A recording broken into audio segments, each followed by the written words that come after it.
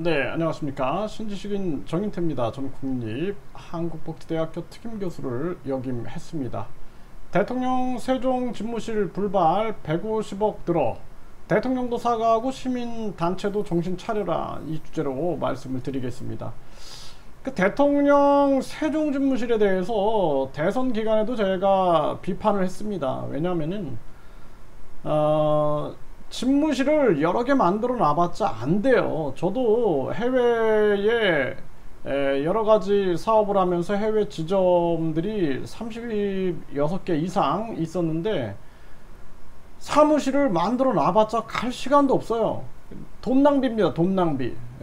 그래서 결국에는 대통령 세종 집무실을 신축하면은 150억이 든다라는 거예요. 150억. 그러니까 이거에 대해서 제가 그때도 막 비판을 많이 했습니다. 왜 그걸 또 만드냐. 가끔 가가지고 회의할 거면은 뭐 일주일에 한 번이나 가겠냐. 이게 무슨 몸이 2개도 아니고 3개도 아니고 그걸 가지고 국민 세금을 낭비하느냐. 이러한 비판들을 한 적이 있어요. 그런데 지금 이제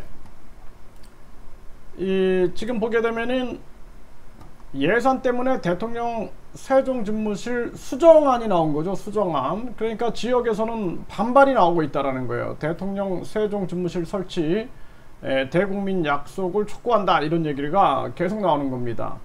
그래서 인수위원회 때 발표와 달리 정부가 대통령 세종 임시 집무실을 새로 들어서는 세종청사 중앙동에 설치하지 않고 기존 공간을 활용하기로 한 것과 관련해서 지역사회 반발이 거세다라는 거죠.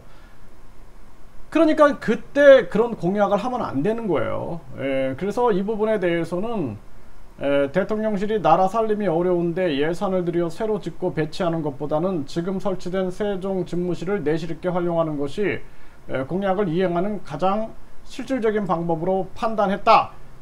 그러면은 그 전에 얘기했던 것은 그냥 사과를 하고 국민들한테 설득을 하고, 그리고 이 시민단체들도 자기들 지역 이기주의에 빠져가지고 이런 요구를 하면 안 됩니다. 네, 그래서 지금 10월 완공 중앙동의 대통령 세종 집무실 불발 행정수도 찾을 우려.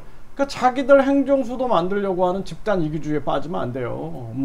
그리고 우리나라 같은 경우에는 세계를 바라본다. 세계를 바라봐 가지고 참 안타깝습니다. 지금 우리나라 같은 경우에는 지방 소멸 문제를 해결하기 위해서는 사실상 국민권익금제도, 그러니까 기본소득이나 국민배당금, 국민주, 국민권익금, GDP 증산카드, 이런 것들이 필요한 거고, 그렇게 해서 4차 산업혁명을 강화시키면서 우리 인구가 흩어질 수 있게끔 만들어야 되는 거지.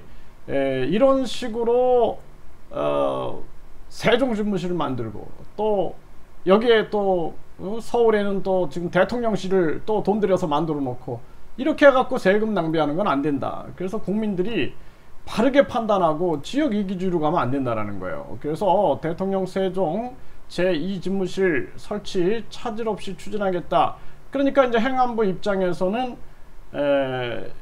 약간 수정한 그러한 방안을 가지고 얘기를 하고 있는 거죠. 그래서 이 부분에 대해서 대통령이 광화문 시대를 열겠다 했다가 결국에는 용산 시대를 열었단 말이에요. 그럴 때마다 사과를 해야 되는 거고, 또 뿐만 아니라 영부인제를 폐지하겠다 하고 공식적으로 활동하는 거에 대해서도 그것도 사과하고, 그리고 국민을 설득해야 된다. 사과가 나쁜 게 아니에요. 네.